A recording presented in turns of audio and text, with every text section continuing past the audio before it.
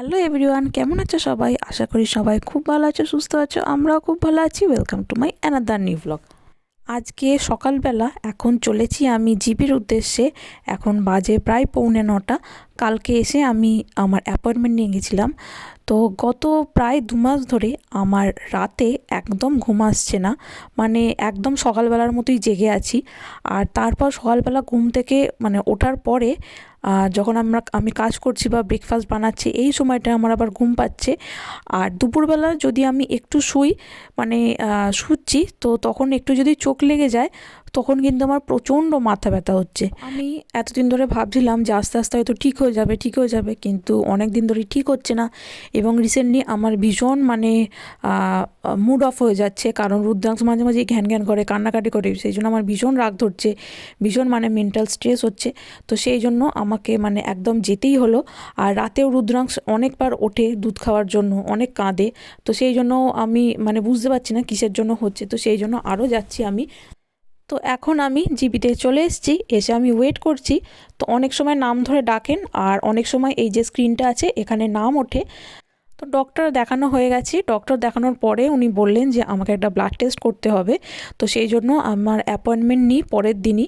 তো এই যে পরের দিন আমি এসেছি এখানে, এখন আমি এখানে রেজিস্টার করলাম। তো এবার আমি ওয়েট করব, উনি আমার ব্লাড টেস্ট করবেন। আজকে আমার সকাল 11টা 10-এ অ্যাপয়েন্টমেন্ট। তো যার জন্য আমি আজকে বাড়ি থেকে রান্নাবান্না করেই এসেছি। আর রান্টু আজকে অফিস যাবে, তো ও ওয়েট করছে আমি বাড়ি গেলেই ও বেরিয়ে যাবে। তো ভালোই হয়েছে, এখন এই টাইমটা আমার অ্যাপয়েন্টমেন্ট এসছে ব্লাড টেস্টে। সকালবেলা যদি হতো কালকের মতো, তাহলে কিন্তু আমি ব্লাড দিয়ে গিয়ে আমাকে রান্না করতে হতো, যেটা কিন্তু আমার ভীষণ কষ্ট হতো। আমার বিপি ভীষণ লো, যার জন্য আমার রক্ত বেরোতে অনেকটা টাইম লাগে। তো সেই জন্য অনেকক্ষণ ধরে ওনাকে রক্ত নিতে হয়েছে। আর এমনিতেও আমি ইঞ্জেকশানে ভীষণ ভয় পাই, তবে বাচ্চা হওয়ার সময় প্রেগনেন্সি চলাকালীন আমায় 3-4টে ইঞ্জেকশন নিতে হয়, সেই সময় কিন্তু অতটা ভয় লাগেনি। তবে এখানের কয়েকজন নার্স আছে যারা খুব ভালো রক্ত নেয়, আর কয়েকজন নার্স আছে আবার ভীষণ বাজে রক্ত নেয়। যখন আমি একদম প্রথমবার এসে আমি যখন ব্লাড টেস্ট করেছিলাম, তো তখন কিন্তু একজন এমন রক্ত নিয়েছিল যে হাতে কালশিটে পড়ে গেছিলো। তো এরকম আরও একজন নিয়েছিল আমার প্রেগনেন্সি চলাকালীন, তখন ওই হাতে বরফ দিয়ে আমি ওই ওখানে রক্তটাকে সলভ করেছিলাম, পুরো ওই জায়গাটা নীল হয়ে গেছিলো। তো সেই জন্য যখনই রক্ত নেওয়ার সময় আসে কোনো কারণে, তো তখনই আমি ভীষণ টেনশানে থাকি যে যেন ঠাকুরকে ডাকে যেন ভালোভাবে কেউ রক্তটা নেয়। তো কালকে উনি বলেছিলেন যে রেজাল্ট পরের দিন জানাবেন ফোনে। তো আজকে উনি আমাদের ফোন করেছিলেন, ফোন করে বলেছিলেন। তো এখন বিকেলবেলা তো আমাকে আয়রন ট্যাবলেট দিয়েছে, তবে ঘুম কেন হচ্ছে না সেটার জন্য উনি কিছু জানাননি, উনি কি বুঝতে পারেননি কেন হচ্ছে না। তো সেই জন্য ওটার কোনো ওষুধ দেননি, কিন্তু ব্লাড টেস্ট করে জানা গেছে যে আমার আয়রন লেভেল অনেক কমে গেছে। তো সেই জন্য আয়রন ট্যাবলেট দিয়েছেন, এবং আমাকে আমার মাথা ব্যথার জন্য আমাকে অপটিসিস দেখাতে বলেছেন, চোখের ডাক্তার দেখাতে বলেছেন। তো আজকে আমি এখন ওই জন্য প্রেসক্রিপশন আনতে যাচ্ছি দোকানে। তো এই যে দেখো, এই যে 2 দিন আগে অনেক গরম পড়েছিল, তো তখন এইখানে চেরি ব্লসমস হয়েছে। আর এই রাস্তাটা, সম্পূর্ণ রাস্তাটা, এই গাছগুলো ভীষণ সুন্দর সাদা সাদা ফুলে ভরে গেছে। আর দূরে একটা গাছ দেখতে পাচ্ছি যেটাতে গোলাপি রঙের ফুল হয়েছে। আর সারা রাস্তা কিন্তু এই ফুলগুলো পড়ে আছে, ভীষণ সুন্দর লাগছে, অপূর্ব সুন্দর লাগছে। তো সকালবেলা বৃষ্টি হয়েছে, যার জন্য আজকে মেঘলা ওয়েদারও আছে। তো সেই জন্য মেঝেটা ভিজে ভিজে রাস্তাটা। এই যে দেখো পিঙ্ক কালারের চেরি ব্লসম, এটা কিন্তু ভীষণ সুন্দর লাগে। এদেশে কিন্তু প্রেসক্রিপশান কাউকে হাতে দেয় না। তো এখানে বাড়ির কাছাকাছি যে মেডিকেল শপটা থাকে সেখানেই এটা আমাদের রেজিস্টার করতে হয়। যখন আমরা NHS-এর ফর্ম ফিল আপ করি সেই সময়, তো সেইখানেই অনলাইনে পাঠিয়ে দেয় ডক্টর, আর সেখান থেকে আমাদের মেডিসিন কালেক্ট করতে হয়।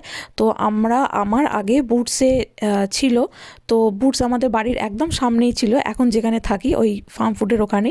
তো ওটা এখন বন্ধ হয়ে গেছে, যার জন্য এই কাছাকাছির মধ্যেই ফেয়ারম্যান ফার্মেসি একটা নতুন হয়েছে। তো এইখানেই এখন ওই জন্য আমরা করেছি। তো এইখানে চলে এসেছি এখন। তো এখান থেকে এখন নেবো। তো এখানে এসে আমাদের নাম, অ্যাড্রেস এবং ডেট অফ বার্থ বলতে হয়, তাহলেই উনি আমাকে আমার ওষুধটা দিয়ে দেবেন। আর এখানে কিন্তু বাচ্চাদের 18 বছরের নিচে যারা, তাদের কিন্তু টাকা লাগে না, আর আমাদের কিন্তু টাকা লাগে ওষুধ কিনতে গেলে। চলো, ওষুধ নেওয়া হয়ে গেছে।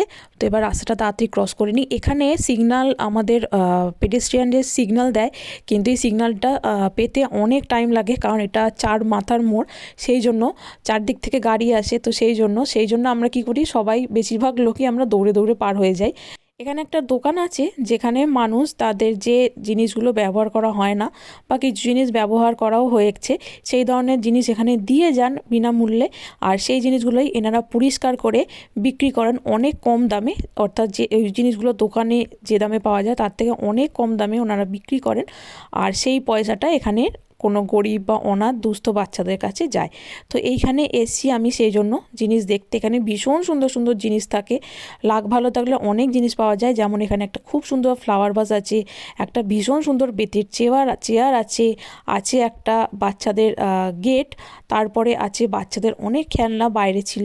আর এরপর আমি ভিতরে চলে এসেছি, এখানে আছে একটা যোগা ম্যাট যেটা দেখতে ভীষণ সুন্দর, আর আছে এখানে প্যান্ট জামা এই ধরনের, মানে এখানে তুমি ঘর সাজাবার জিনিস, তারপর হচ্ছে রান্না বান্নার জিনিস, তারপর জামা কাপড়, বাচ্চাদের খেলনার জিনিস, জুতো, সমস্ত কিছু এখানে পেয়ে যাবে।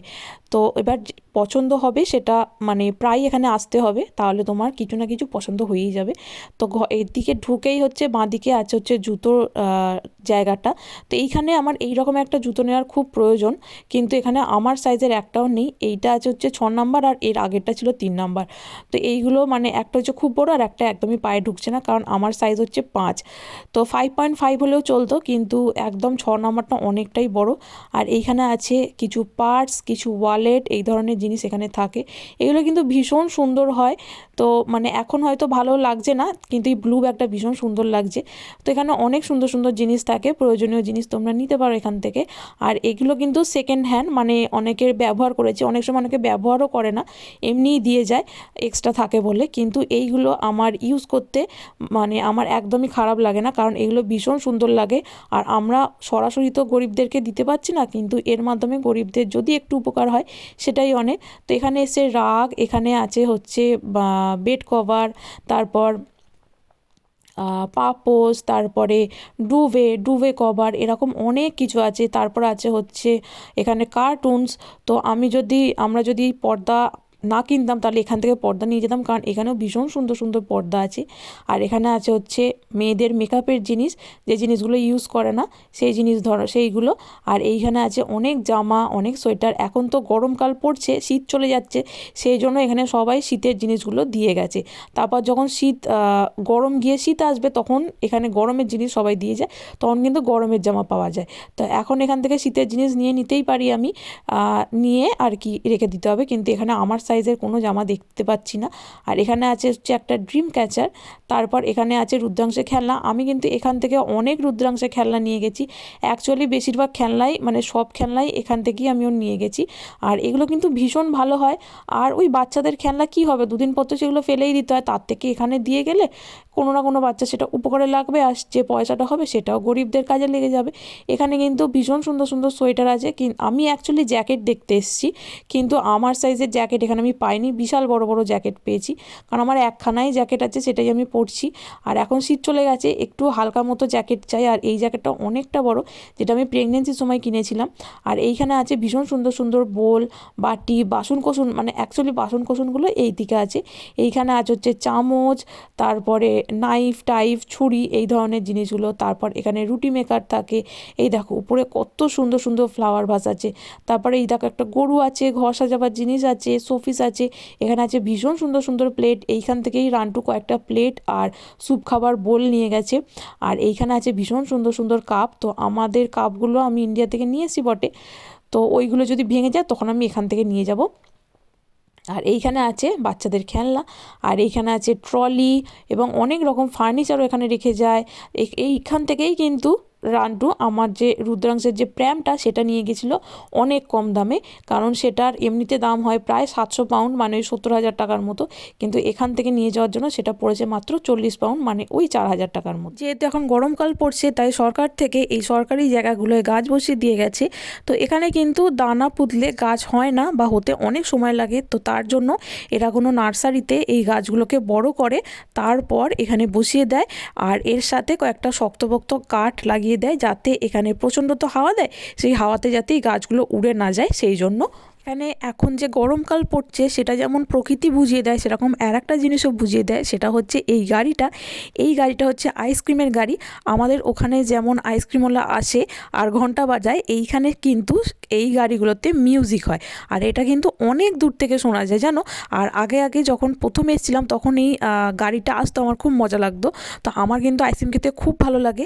তো আমি এর আগে কোনো দিন এই গাড়ি থেকে আইসক্রিম খাইনি। আর এখন আমি খেতে খুব ইচ্ছা করলো, রান্টুর বিশেষ করে। তো সেই জন্য গেল আইসক্রিম আনতে। তো পাশের বাড়ির বাচ্চাটাও গেছে ওখানে আইসক্রিম আনতে। আর এটা কিন্তু আসে ওই দুপুরবেলা নাগাদ। তো যে সময়টা বাচ্চারা স্কুল থেকে বাড়ি চলে আসে সেই সময়টা করে। তো এখন বিকেল বাজে ওই 5টার মতো। তো এইখানে কিন্তু যিনি ড্রাইভার তিনিই আইসক্রিম বানিয়ে দেন, আলাদা কোনো লোক থাকে না। হয়তো অন্য গাড়িতে থাকতে পারে কিন্তু এই গাড়িটায় থাকে না। আর এই গাড়িটাই কিন্তু এই লং মেন্টাল এরিয়ায় ঘুরে বেড়ায়। আর এই যে দেখো এখন 5টার সময় সূর্যাস্ত হচ্ছে, কি অপূর্ব সুন্দর লাগছে দেখো। আর উপর দিয়ে একটা প্লেন যাচ্ছে। তো এই জন্য একসাথে ভীষণ সুন্দর লাগছে দেখতে। তো জানি না ফোনের ক্যামেরায় কেমন লাগছে, কিন্তু অরিজিনালি ভীষণ সুন্দর লাগছে। আসলে এইখানে এই গাড়ির আইসক্রিমগুলোর অনেক দাম নেয়। তো সেই জন্যই আমরা ওই দোকান থেকে আইসক্রিম কিনে নিই। ওই যে আইসক্রিমের বাক্সে আমি মাছ টাছ রাখি, ওই আইসক্রিমের বাক্সগুলোই আমরা কিনে নিতাম, কিনে নিয়ে আমরা বাটিতে তুলে খেতাম। তো এই যে দুজনের জন্য দুটো আইসক্রিম এনেছে। তো একটার দাম নিয়েছে 2.5 আর একটার দাম নিয়েছে 3 পাউন্ড।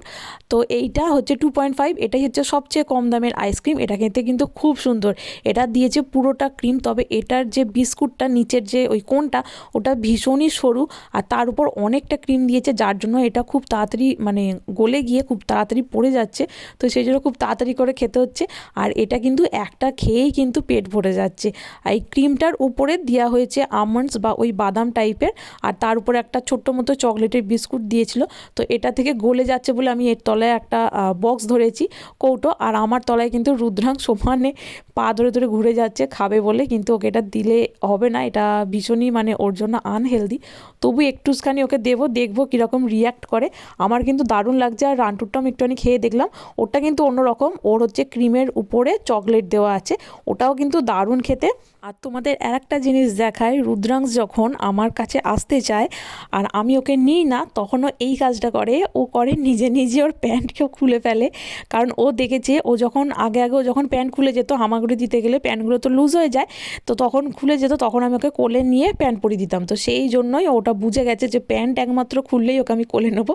তো সেই জন্য যখন ওর কোলে উঠতে ইচ্ছে করে আর ওকে কোলে নিই না, তখন ও প্যান্ট খুলে ফেলে নিজেই। আর এই দেখো লেংটু পুঁদু হয়ে এখানে চলে এসেছে, ডাস্টবিন রাখা আছে এইখানটা খুলতে। আর এই সব নিয়েও ঘাঁটাঘাঁটি করে। তো দেখি ওকে একটু দিয়েই দেখি কীরকম ও রিয়্যাক্ট করে। তো এই যে ও খাচ্ছে, ও আবার খেতে চাইছে, কিন্তু আমি ওকে আর দেবো না। আমার খুব মজা লেগেছে ওকে দিয়ে। ওকে কিন্তু এটা দেওয়া যাবে না, এটা মিষ্টি খেতে। সব শেষে ওকে আমি আমার ওই কোনটা একটুখানি দেবো, কারণ ওটা বিস্কুট টাইপের, তো সেই জন্য ওটা আমার মনে হয় না খুব একটা ক্ষতি হবে ওর, সেই জন্য। তো এরপর রুদ্রাংশ আমার পা ধরে দাঁড়িয়ে আছে, একটুখানি যদি আইসক্রিম পাই তার লোভে। তো এরপর আমি আর ওকে আইসক্রিম দিইনি, শুধু ওই কোনটা দিয়েছি। তবে ওই কোনটার উপর ও আর অত ইন্টারেস্ট দেখাচ্ছে না। তো আমার প্রেগনেন্সির সময় আমার ভীষণ স্ট্রাগল হয়, মানে আফটার প্রেগনেন্সি পোস্টপার্টামে। তো তার জন্য আমার কিন্তু সব সময় কিছু না কিছু শরীর খারাপ লেগেই থাকে এবং ভবিষ্যতে লেগেও থাকবে। তো তার জন্য আমি কিন্তু অতটা ভাবি না যে আমার শরীর খারাপ, কারণ যত ভাববো তত আমি আরও অসুস্থ হয়ে যাব। আর সমস্ত অসুস্থতা আমার চলে যায় এই রুদ্রাংশের মুখের দিকে তাকিয়েই। তো ওর জন্যই আমাকে এখন সুস্থ থাকতে হবে, বেঁচে থাকতে হবে। তো চলো আজকে ব্লগটা আমি এখানেই শেষ করছি, আবার একদিন দেখা হবে অন্য একটি ব্লগে। তোমরা সবাই ভালো থাকবে, সুস্থ থাকবে। আর আমার ব্লগগুলো যদি ভালো লেগে থাকে তাহলে অবশ্যই লাইক, কমেন্ট ও শেয়ার করে আমার পাশে থেকে আমায় মোটিভেট করো। আজকের মতো বাই বাই।